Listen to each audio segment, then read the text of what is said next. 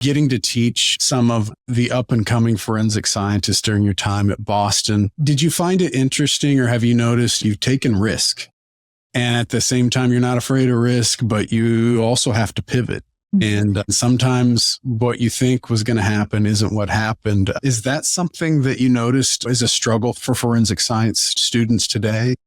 Oh, that's a great question. I think being a professor at Boston University at the School of Medicine in their Biomedical Forensic Sciences graduate program, it taught me so much. BU is a private university. It takes a lot of money to go there. That's a risk. For me, when I look at that, I think, wow, man, the students are willing to really take on a lot to get this degree. I think they're a different type of student where they would probably be more willing to take some of those risks, and move across the country to take a job.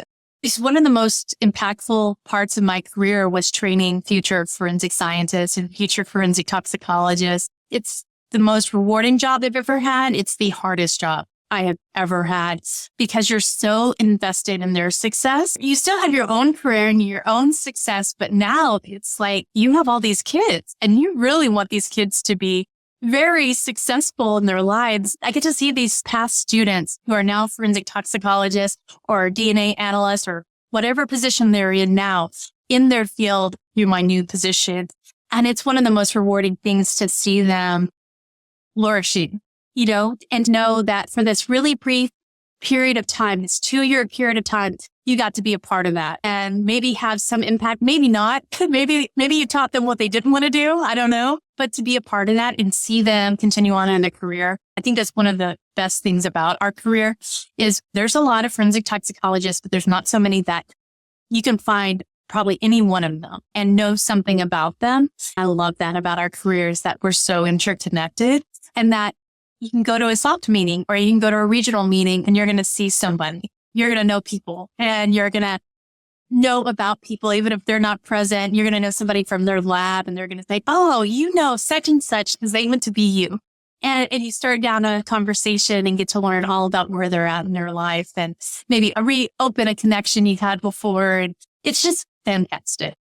I completely agree. I think forensic toxicologists are truly unique. We've got one of everything. As scientists, you're trained to follow procedures. You go A to B to C to D. And unfortunately with career, it doesn't work that way. A to B might be a terrible decision. And that bad decision might be the best thing that ever happened in your life.